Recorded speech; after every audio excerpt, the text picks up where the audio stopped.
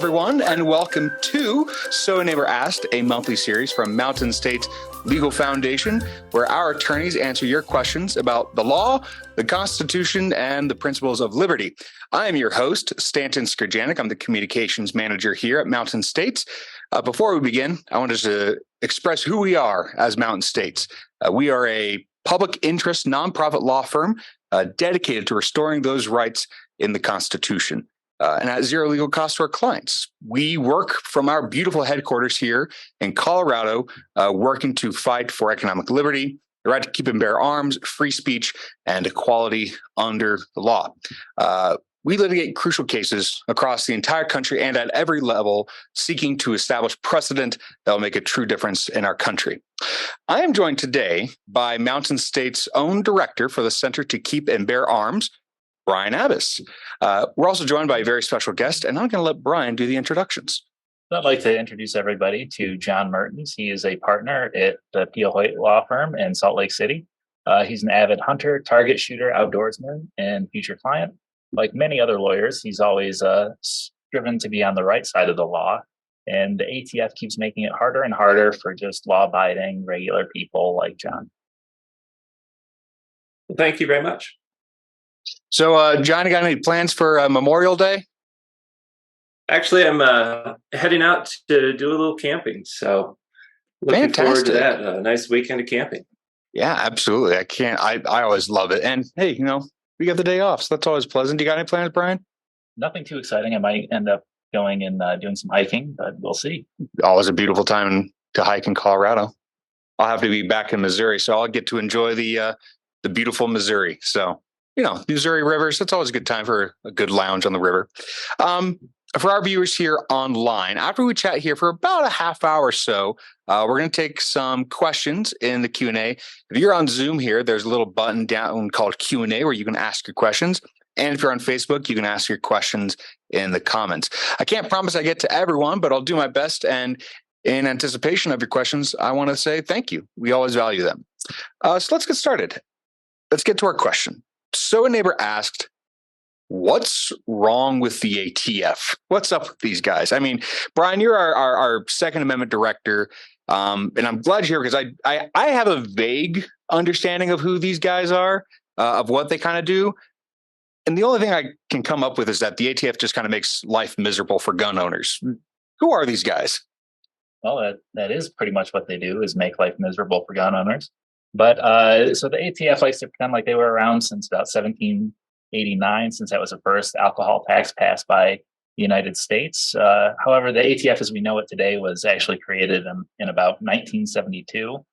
And so what they do is they obviously regulate alcohol, tobacco, firearms, and as well as explosives and other like destructive devices and things like that.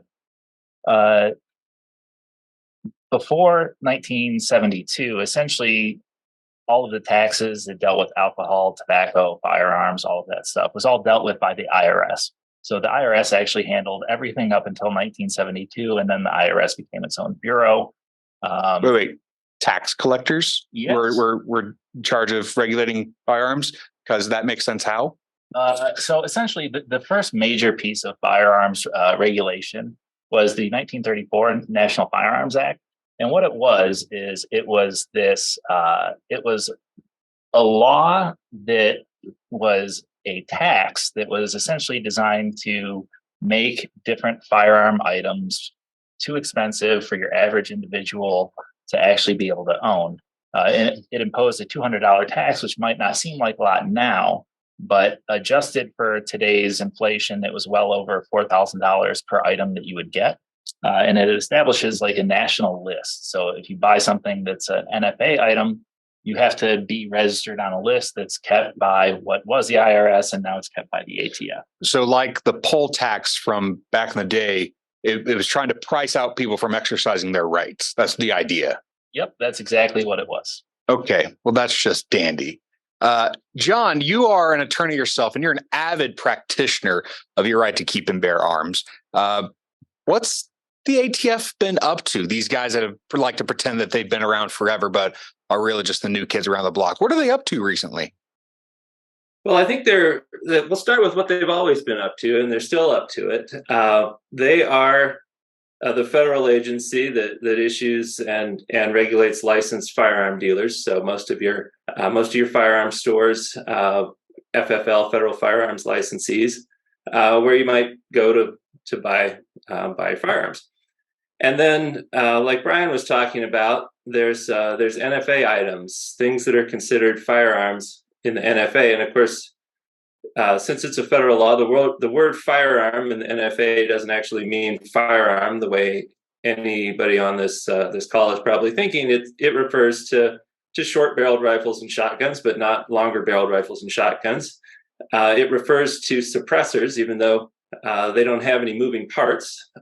Sometimes those are called silencers. Sometimes those are called mufflers. They're all the same device, just the device that goes onto the end of a firearm and reduces the noise. Then, of course, that includes machine guns, automatic firing weapons, and then the ATF also controls, like Brian said, alcohol, tobacco, explosives, destructive devices, all sorts of other items.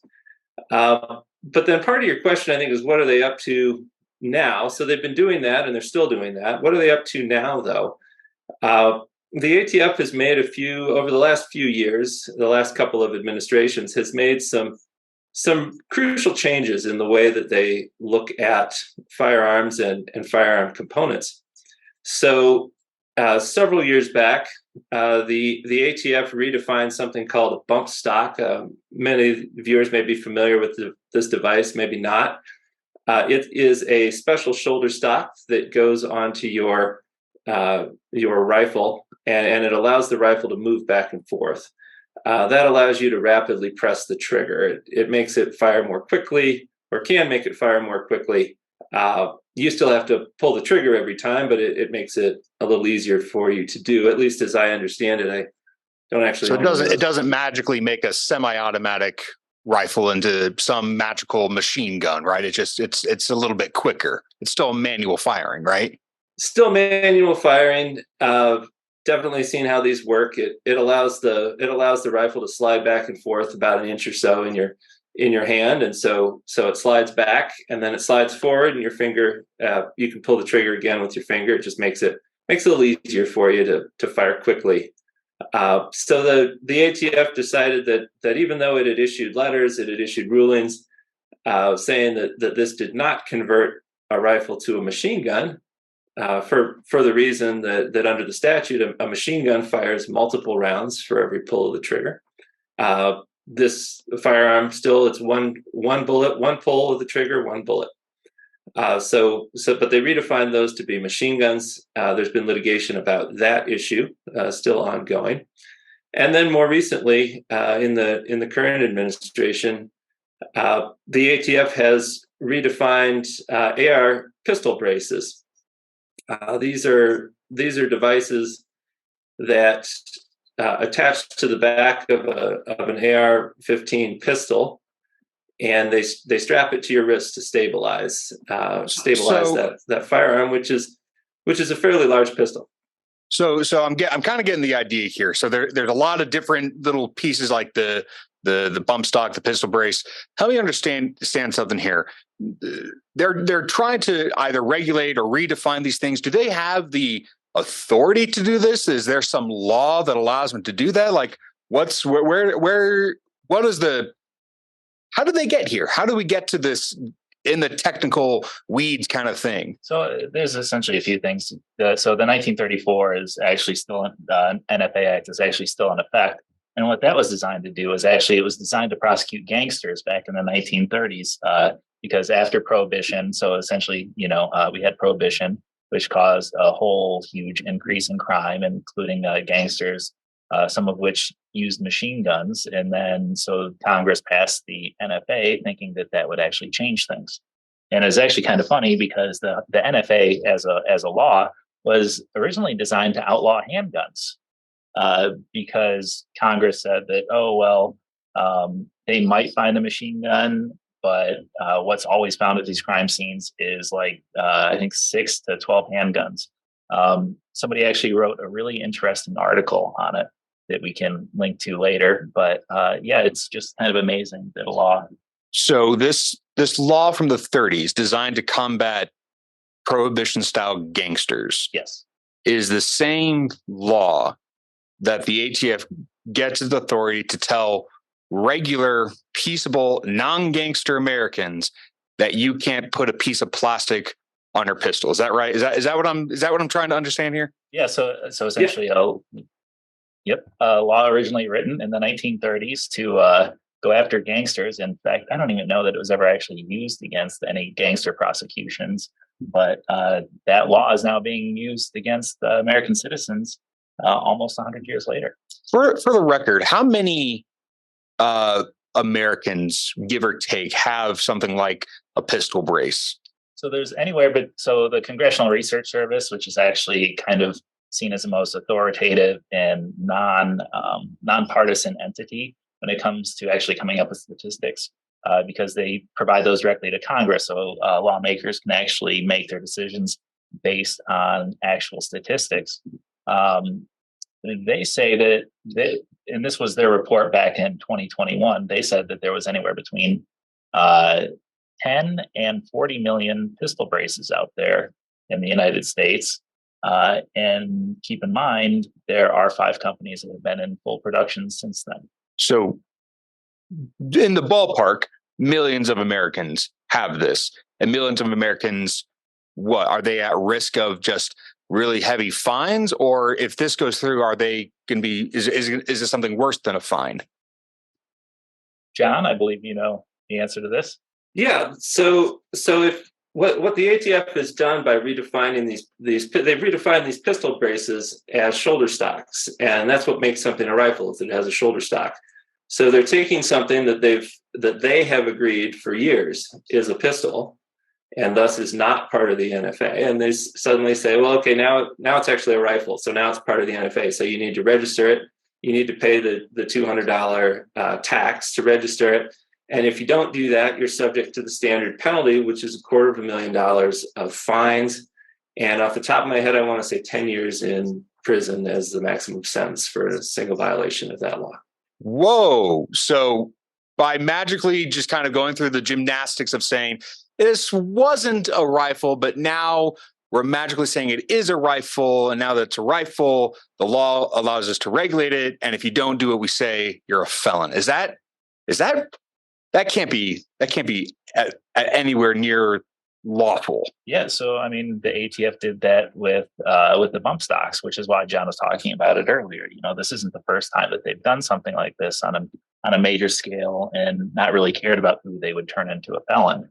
And I would just like to point out that this rule that they came out with, it's not just going after pistols that had braces on them. It's going after pretty much any AR-15 pistol. I mean, essentially, the ATF came out with a whole list of things that they say could potentially make a pistol into a short-barreled rifle. And one of the things that they include was any surface area on the back of the firearm. So for an AR-15 pistol, that could be a pistol buffer tube. And if it has sights, the ATF can say, well, it has sights and it has a little bit of area you can put on your shoulder. So that's a short-barreled rifle, and now we're going to charge you with a felony and try to send you to prison for 10 years. So, okay, that's crazy on its own face. Before I get into, asking about what we're going to be doing about it, because Mountain States, we're always looking at these things, saying, okay, what can we do to make a difference here? Before I get into that, help me understand what has been behind this recent activity of trying to redefine all of this, trying to incorporate things under the NFA. What has been leading up to this? Is this something that they just one day say we're going to do this? Is Congress pressuring them? Is the president? What's behind this uptick in ATF activity? So a lot of it is the president and the administration. The bump stock ban was actually during Trump, because Trump pressured the ATF to reclassify bump stocks as machine guns. And so they've shown a willingness to kind of give in to political pressures to regulate firearms in any way that they really care to. So we have President Trump with the bump stocks, and now we have President Biden with Everything else, the pistol braces, Even the 80% receiver ban that we are challenging in our Vanderstock case. That's right. That's right. Because they try to go through a whole new thing with that. I mean, and everyone else there who has been watching this, you're very familiar with our Vanderstock case with all those details. Okay, so we know why this is happening. We know what it is that they're trying to accomplish. What can be done to stop the ATF, and how can we do that? So essentially just suing them to try to expand gun rights. That's the best thing that we can do. And that is definitely our job here. And one of the things that has happened recently was the Bruin decision last year, which really changed the way that lawsuits can be brought in the United States, challenging laws that restrict the Second Amendment. And essentially in Bruin, they reaffirmed that any firearm that is in common use and is not dangerous and unusual is subject to the protections of the Second Amendment. And Bruin, for the record, because I kind of lose track of these case names from myself, Bruin and Vanderstock. No, Bruin was that major case just last year that said the Second Amendment rights to keep and bear arms, it's an individual right. And how did the court say it's a first class right? So what does that mean for us here in dealing with the ATF? So essentially, the Supreme Court said that the Second Amendment is not a second class right, and they compared it a lot to the First Amendment. Essentially, how there can't be unreasonable restrictions on the Second Amendment, and the court actually went through the different restrictions that they actually recognized on the Second Amendment. And one of the things that they acknowledged was the restriction on carrying dangerous and unusual firearms. But they also reiterated that firearms, if they're in common use, regardless of whether or not they were in common use at the founding of the Second Amendment, they are still protected under the Second Amendment. Now, John, if I remember correctly, when we talk about this common use, are these things that the ATF is going after? Are you in use of them? Are you trying to make use of them? Is this something? Are you at risk of being a felon by the ATF? Is that what we're talking about here? Well, I certainly hope not, but a lot of people are. What I was able to do was register. I went through the process to register a short-barreled rifle. I paid the $200. I proceeded through a myriad of steps and waited a number of months and got my form back. I'm also trying to purchase suppressors right now that are locked up at a gun store not far from here, and they can't sell them to me. They haven't been able to sell them to me for months. They probably won't be able to sell them to me for another year. Just waiting for the paperwork to come through on this. I've purchased them. I paid for them. I paid the $200 tax, and at this point, we're just waiting. But you've already paid. You've already gone through the hoops, and now it's just this big old mess. And you can't possibly be the only one that's like this, right? No, I think the firearms store that I'm thinking of has a whole shelf or a whole room full of these suppressors, mostly suppressors, locked up, just waiting. They're paid for. People own them. But they're waiting for the permission to transfer them. And then that's just one store in downtown Salt Lake City. And I would just like to, would you briefly just go through the process, John, of what it actually took for you to be able to make your short-barreled rifle? Sure. Yeah, I first had to get fingerprint scanned and send fingerprints in to the ATF. And I had to fill in a lengthy application that gave the ATF some information to run a background check on me. Now, keep in mind, for every firearm that you buy, there's a short form and a background check that usually takes somewhere in the 20 minutes to 30-minute time frame. And you answer a bunch of questions. I'm not in the country illegally. I'm not under indictment for a felony. I haven't committed a crime of domestic violence. There's about a dozen questions like that. And then they go and of course, confirm them. So once I have all of that paperwork, then I have to send it in. And I also have to send a copy to the chief law enforcement officer of the area, either Utah State law enforcement officer. I live in the city of Salt Lake City, so Chief Mike Brown is the chief law enforcement officer in this city. So one of those individuals I would send it to, and they have an opportunity if they're, I suppose if the Chief Brown were aware of any trouble I might have caused, he could have identified that to the ATF. And then for the short barrel rifle, it took the ATF several months to process. And then I get back a little piece of paper that says I can go ahead and build it. So that means the first thing before I can even build it, which is not a complicated process, you just pull a couple pins out and reassemble. Before I could do that, I had to go take it to an engraver. It now has the name. I own it through a trust. It has the trust name engraved on the side of it so that it can be identified.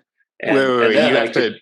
You have to take this to someone who can engrave in metal your name, like your address, like this. Yes.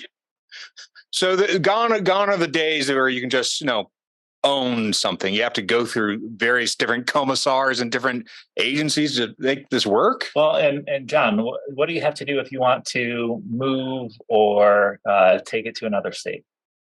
So I have some friends and we're looking to go hunting in Texas for hogs. This particular rifle, I think, be a great platform for hog hunting, and that's what I originally built it for. So I have to send in a letter to the ATF and say, between these dates, I want to take it to this particular place. I had to identify the ranch where I wanted to go hunting, and indicate where it was, and tell them, okay, I'm gonna drive it. I'm gonna drive it through these states, and then I go, and what do I want to do with it? I want to hunt with it.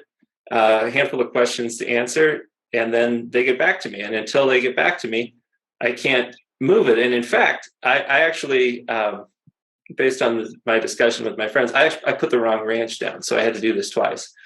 My goodness! Yeah. So no. Not only do you need permission to just own the thing, you now need, Daddy, please, may I take this to my friend's house? This is like begging a king for permission to use your own property. This is insane. And it gets even better. So the background check that John had to go through to actually get a short barrel rifle is practically the same background check that he has to go through to get his suppressors. It's the same. Sure.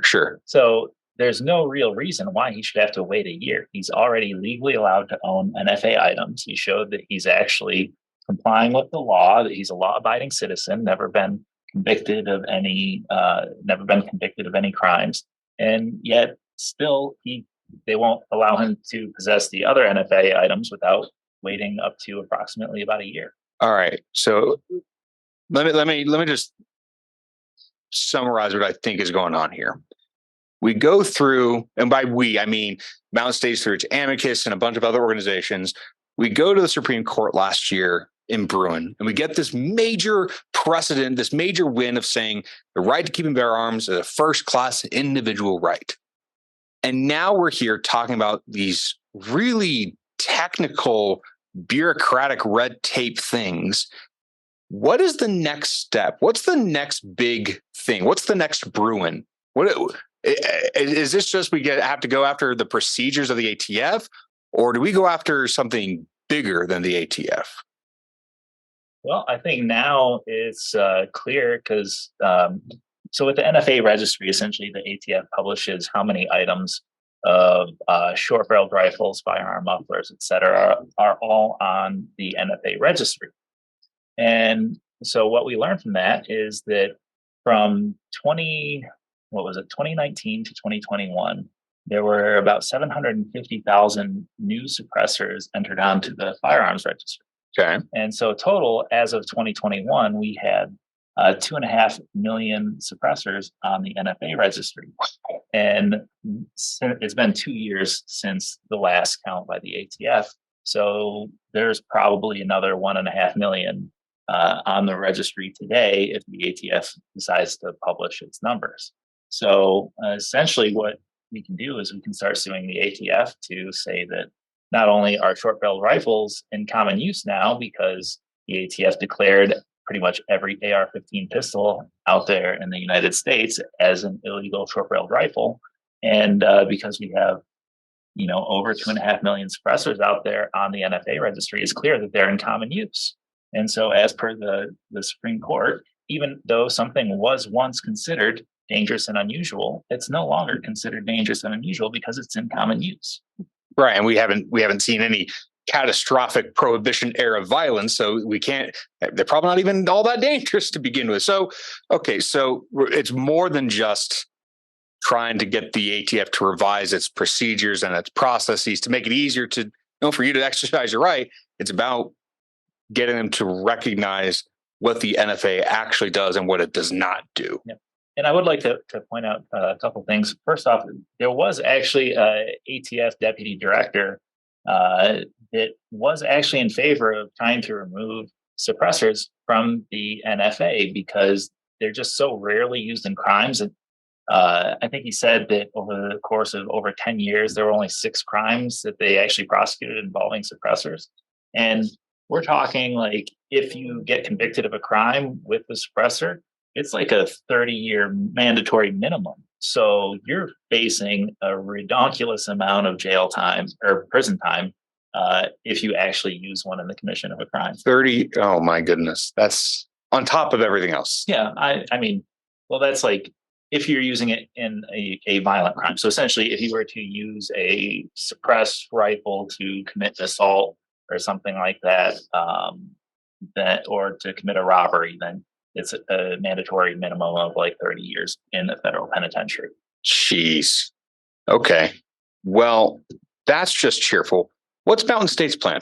What do we got going on to work with this? Because we have John here for a reason.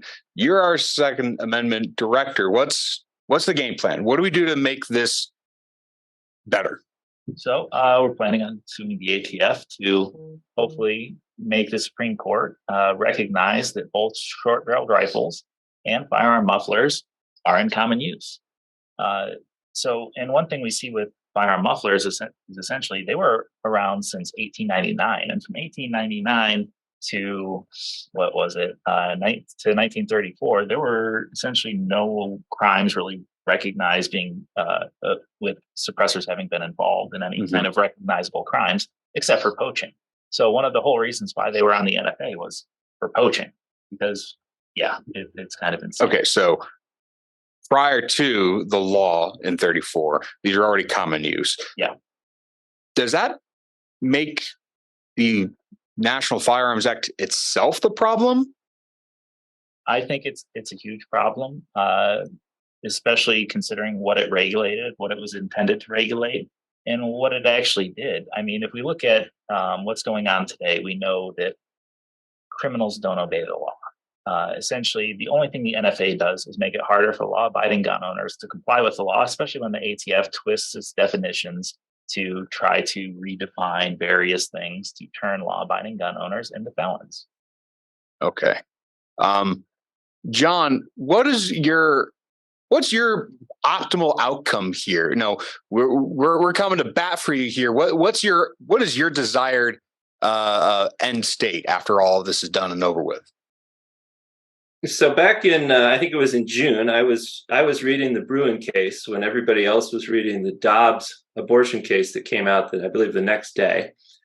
And the Supreme Court strikes down this law from 1911 in New York State that regulates concealed carry of firearms, saying this law is far too recent to be part of the history and tradition of firearms regulation in the United States.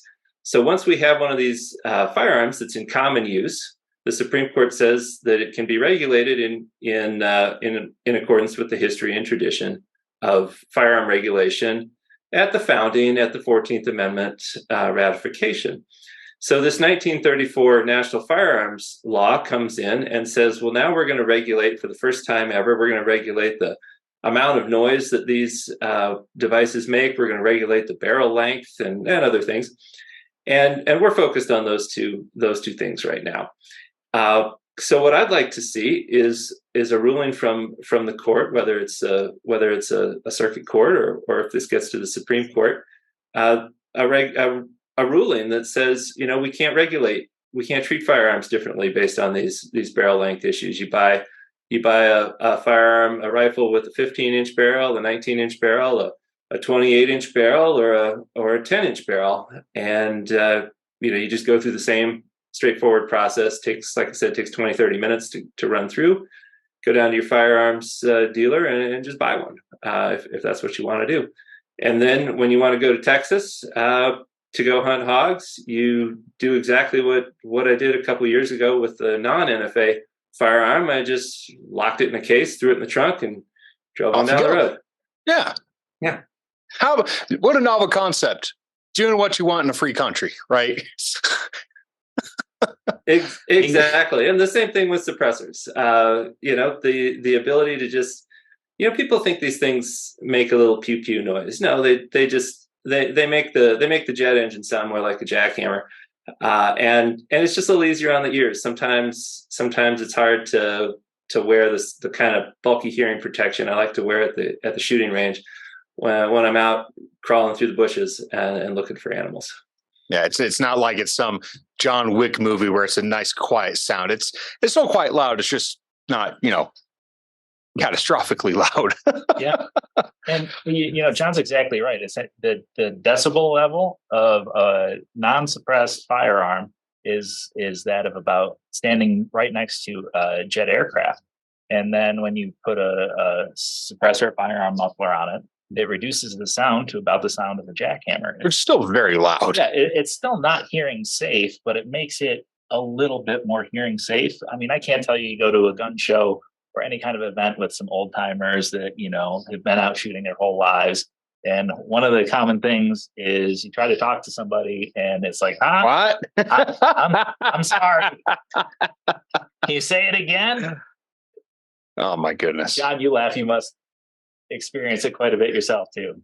I have certainly experienced that. Old timers at the range, nowadays everybody's wearing something like I've got on now just to hear the podcast. These obviously aren't for firearms. These are just my headphones for the podcast. But yeah, nowadays people do this, and 30, 40 years ago, people just go shoot, and and their hearing suffers for it. Just like people that work on jet engines. And yet somehow like people that work ATF thinks that you are a danger for owning one. Okay. Exactly. We've got some questions here, I think. For those of you who are regulars of our show, as you can see, I'm here in person with my colleagues. So I'm not actually at my computer to look at those questions.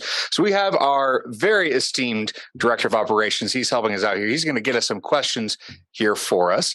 But I do have one from Facebook while he gets that up and running. The question, this is from Mike. Mike is asking, is the NFA constitutional? And he's kind of looking for a yes or no question. I know that's kind of on the spot. Lawyers are not always prone to yes or no questions, but I'm going to ask yes or no. Is the NFA constitutional? I don't think I can ever answer a question in yes or no.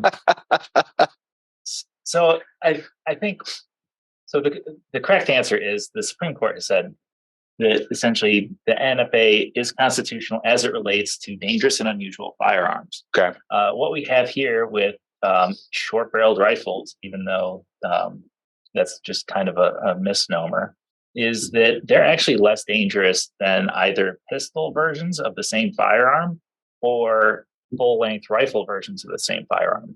This, because when the bullet is exiting something with a shorter barrel, it has a lesser velocity. Okay. And a much bigger muzzle blast, which can really ring your noggin. But and then when you go from a pistol to a rifle, it makes it bigger, so you can't conceal it, which is, concealability is one of the things that the ATF says makes these things so dangerous. Sure. Okay, great. That's about as good of a yes or no question as I'm going to get. So I'll take that. Hopefully Mike will take that as well. We've got one from, let's see, I'm reading this here. So John, I'm going to read this. This is from another John. legislation to ban assault weapons on its face seems obviously overbroad, but when the legislation specifies a platform like AR-15, how other than its iconic shape can it be distinguished from other weapons of similar caliber and firing capacity? It seems discriminatory. Do you guys got a way to answer that? I think if I'm understanding, it's one thing to be overbroad, but then it's another thing to be way too specific. Is that what I'm hearing? Well, there were some firearms, and if I'm recalling correctly, in the 1994 federal assault weapons law, there were some specific firearms that were banned by model number. So what I believe some manufacturers did is it's okay. They're banning a model 17, so I'm making a model 17A. Okay. And the same thing, I'm just stamping the A on there, and so when that kind of a rule is ineffective. But I think one of the things that the questioner is getting at is these assault weapon definitions feel kind of arbitrary, and I think the reason that they feel kind of arbitrary is that they are quite arbitrary. Several features that basically just go to how does the firearm look.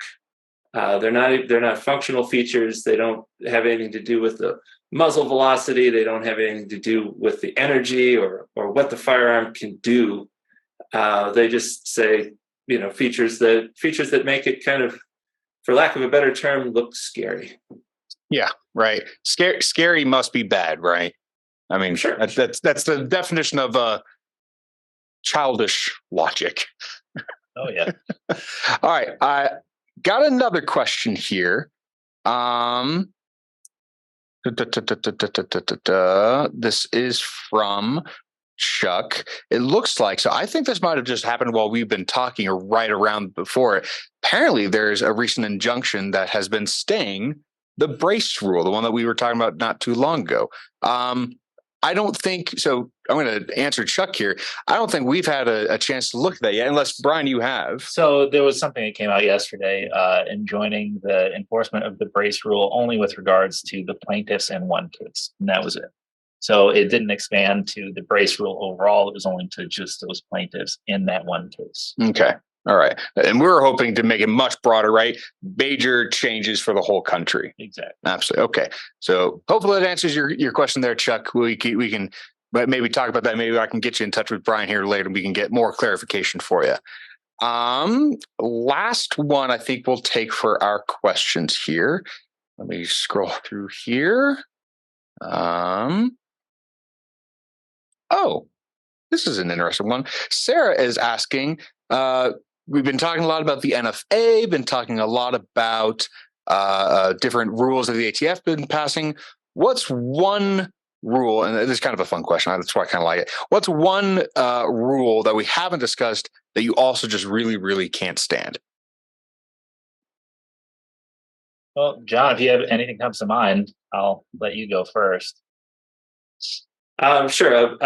A firearm-related rule that we haven't been talking about that I can't stand. There are a number of state law. I'll go to some state law rules, especially if you want to try to hunt or shoot in the Northeast United States. There are a lot of rules, and some of those rules I think were just struck down in the Bruin case. But for instance, New York would restrict your ability to travel through New York with a firearm.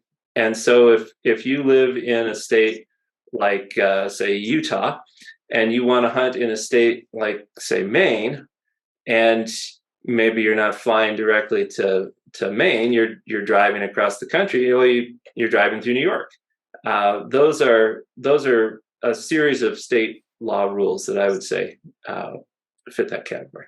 It goes back to that whole premise of needing permission to transfer your firearms and your gear from one state to another. It's the same thing, right? Free movement, right? A responsibility is absolutely kind of key, but there's still a right that you should be able to just go. right? You shouldn't have to ask for permission. You certainly don't want to be harassed by state police. And I definitely have to go along with that. Like, so for me, the biggest issue is states not being forced to recognize concealed carry laws from other states.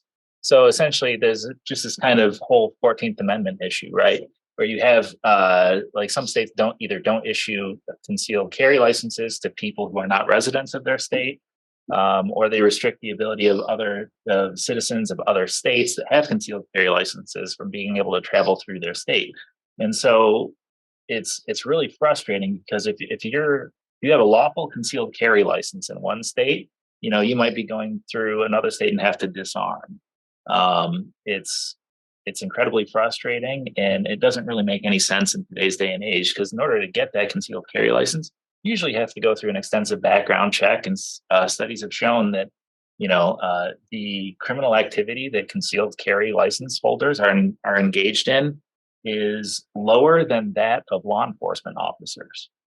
Huh. So when you say 14th Amendment, are you saying like equal protection of the laws, that every state should be recognizing your right to keep and bear arms regardless of where you originally come from? Well, they have to recognize your driver's license, don't they? Fair enough. Okay. I think I have exhausted the I don't know, not anger, just frustration at some really stupid things. I think we've gone through a lot of that. I want to thank everyone who asked a question. I'm sorry if we didn't get to yours. I do appreciate it nevertheless. John, Brian, I'm going to leave it to you for last kind of 1 minute closing out. John, do you got one last thing to say? Well, sure. I'm really looking forward to working with you guys at Mountain States, and I think we can make a difference here with the National Firearms Act. Make it a little bit easier for people to own some of these devices that are really just common use firearms, and in the case of suppressors, firearm parts. They make it that much easier, that much less harmful to your hearing, and that much better to enjoy a little freedom. Absolutely. Brian? And so for me, I would just say that, essentially Hollywood has done its best to give all of these things a bad reputation, right? Like, assault rifles, even though there's no real such thing as an assault rifle. Right. Firearm mufflers, they try to say that, they're super quiet, but they're not. I mean, if you're standing next to a jackhammer, anybody that's been anywhere around where a jackhammer is going off knows it is not quiet. Oh, what was that? So you still have to wear hearing protection. So they're not like dangerous, devices. And they're not even a firearm. You can't do anything with a firearm muffler that's dangerous, right? If it's not attached to the firearm, you might be able to hit somebody with it, but So we've got some language problems. We got some cultural movie problems that we got to take care of as well. Oh, absolutely. All right. Well, that does it for us today. I want to thank you all for joining us on this episode of So Neighbor Asked. And thank you, John, as well, for joining us. I do appreciate it. Within a week, probably sooner, we should have this episode uploaded to our YouTube for future viewing and sharing. So be sure to check that out soon. In the meantime, you can stay up to date with all of our important work, such as Center to Keep and Bear Arms work, at our website at mslegal.org. You can follow us at Twitter at MSLF, Instagram at Mountain States Legal, and of course, you can find us here on Facebook.